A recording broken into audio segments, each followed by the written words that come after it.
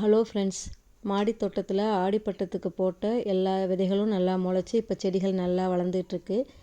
இந்த மாதிரி நேரங்களில் சரியான அதுக்கு உரங்கள் கொடுக்கறது ரொம்ப அவசியம். பூச்சி நோய் தாக்குதலையும் பார்க்கணும். அதே மாதிரி என்னென்ன உரங்களோ அதை தவறாமல் ஒவ்வொரு 7 நாளைக்கும் கொடுத்துட்டு வரணும். நான் போன வாரத்தில் தான் மீன் அமிலம் கொடுத்தேன். இப்போது கடலை புண்ணாக்கு கரைசல் அதை தான் கொடுக்க போகிறேன். இது எப்படி தயாரிக்கிறதுங்கிறதையும் பார்க்கலாம். ரொம்ப ஈஸியாக செய்யக்கூடியது தான் அந்த கடலை பிண்ணாக்கு கரைசல். ரொம்ப விலையும் ரொம்ப கம்மி, நிறைய செலவு பண்ண வேண்டியதில்லை.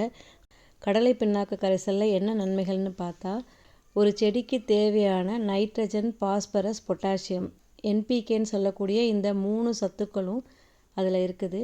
பாஸ்பரஸ்னால் இந்த வேர் வளர்ச்சி நல்லா ஸ்ட்ராங்காக இருக்கும், கிளைகளும் நல்லா வரும்.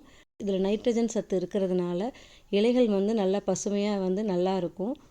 மண்ணில் நிறைய நுண்ணுயிர்கள் இருக்கும். அந்த நல்ல பாக்டீரியா நல்லா இன்னும் டெவலப் ஆகி அதனால் மண் இன்னும் ஆரோக்கியமாக இருக்கும். செடியோட வளர்ச்சி ரொம்ப வேகமாக இருக்கும். இந்த மாதிரி நிறைய இதில் பெனிஃபிட்ஸ் இருக்குது. ஆடிப்பட்டத்துக்கு போட்ட விதைகள்லாம் நல்லா முளைச்சி வந்துட்டுருக்குது. இந்த ஸ்டேஜில் இந்த மாதிரி கடலை பிண்ணாக்கு கரைசல் கொடுக்கணுங்கிறதுக்காக தான் இதை தயார் பண்ணேன். இந்த கரைசல் எப்படி தயாரிக்கிறதுங்கிறத பார்க்கலாம். 2 கிலோ தான் கடலை பிண்ணாக்கு கடையில் வாங்கிட்டு வந்தேன். அதை எல்லாத்தையும் போடலை. அதில் சும்மா ஒரு 2-3 கைப்பிடி அளவுக்கு தான் எடுத்து தண்ணியில் போட்டேன்.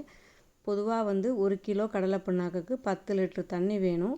அதை ஒரு குடத்துலையோ இல்லைன்னா ஒரு வாளிலையோ போட்டுக்கணும். அதை நல்லா மூடி போட்டு மூடணும்.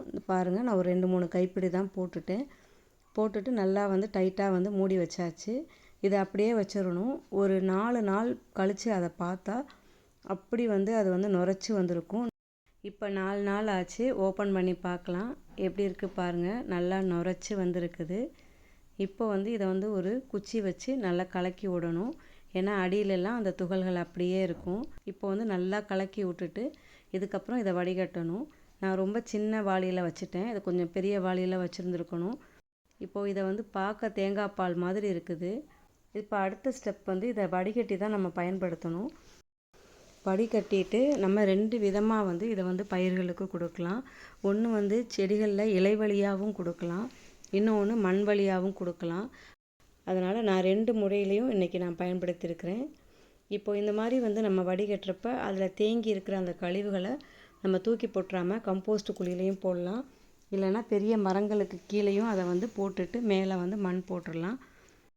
இப்போது நான் ரொம்ப திக்காக இருக்கிறதுனால இன்னும் கொஞ்சம் நான் தண்ணியை ஆட் பண்ணிக்கிட்டேன். இதை நல்லா வடிகட்டினா அந்த மாடி தோட்டம் ஃபுல்லாகவே இந்த ஒரு இது எனக்கு போதுமாக இருந்துச்சு. அடுத்து ஒரு 25 நாளைக்கு அப்புறம் கொடுத்தா போதும். மண்கலவையை தயாரிக்கிறப்பையும் நம்ம ஒரு 2 கிலோவை தண்ணியில் ஊற வச்சு உடனே மண்கலவையில் சேர்த்துட்டோம். இப்போ நம்ம புளிக்க வச்சு 4 நாளைக்கு அப்புறம் பயன்படுத்துகிறோம். இதை செய்கிறப்ப கொஞ்சம் புளிச்ச வாடை வரும். வடிகட்டி பயன்படுத்துறதுனால நமக்கு என்னென்னா பூச்சி எல்லாம் வராது. இந்த வடிகட்டாமல் போடுறப்ப நிறைய எறும்பெல்லாம் வர வாய்ப்பு இருக்குது. அதனால தான் வடிகட்டி நம்ம போடணும்.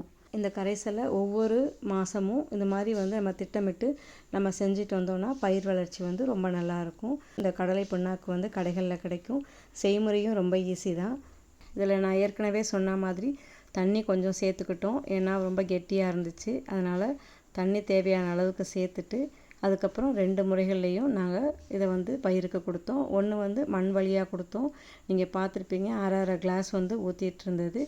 இந்த கரைசலை காய்கறி பயிர்கள் மட்டும் இல்லாமல் மரப்பயிர்களுக்கும் பூக்கள் பூக்கிற செடிகளுக்கும் கூட கொடுக்கலாம். அதே மாதிரி இலை வழியாகவும் ஸ்ப்ரே பண்ணோம். நம்ம தோட்டத்தை பாருங்கள், போன வாரத்தில் மீன் அமிலம் நம்ம ஸ்ப்ரே பண்ணோம். அப்போ காமிச்ச நிறைய அஸ்வினி பூச்சிகள் கத்திரி செடியில் ரொம்ப பாதிப்பாக இருந்துச்சு. அப்போ 2 சொல்யூஷன் சொன்னேன். ஒன்று அங்கே நிறைய நன்மை செய்யும் பூச்சிகள் இருக்குது, அதாவது பொறி வண்டு நிறைய இருந்துச்சு. அதுவே இந்த அஸ்வினி பூச்சியை கண்ட்ரோல் பண்ணிடும் அப்படின்னு சொன்னேன். அது இல்லாமல் மீன் அமிலமும் ஸ்ப்ரே பண்ணோம். இப்போ செடியோட வளர்ச்சி சூப்பராக இருக்குது. பாதிப்பும் இப்போ ரொம்ப இல்லை. இந்த மாதிரி புண்ணாக்கு கரைசல்லே 5 வகை புண்ணாக்கு, 7 வகை புண்ணாக்குன்னெலாம் நிறைய மெத்தடில் செய்கிறாங்க.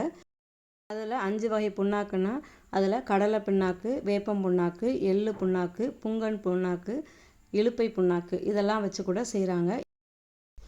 இதோட கூட தேங்காய் புண்ணாக்கு, ஆமணக்கு புண்ணாக்கு அதெல்லாம் கூட சேர்க்குறாங்க. ரொம்ப ஈஸியாக செய்யக்கூடியது. இதனால் நல்ல ஒரு பலன் இருக்குது. நீங்களும் ட்ரை பண்ணி பாருங்கள். உங்களுக்கு இந்த வீடியோ பிடிச்சிருந்துச்சுன்னா மறக்காமல் லைக் பண்ணி சப்ஸ்கிரைப் பண்ணுங்கள். இன்னொரு வீடியோவில் பார்க்கலாம்.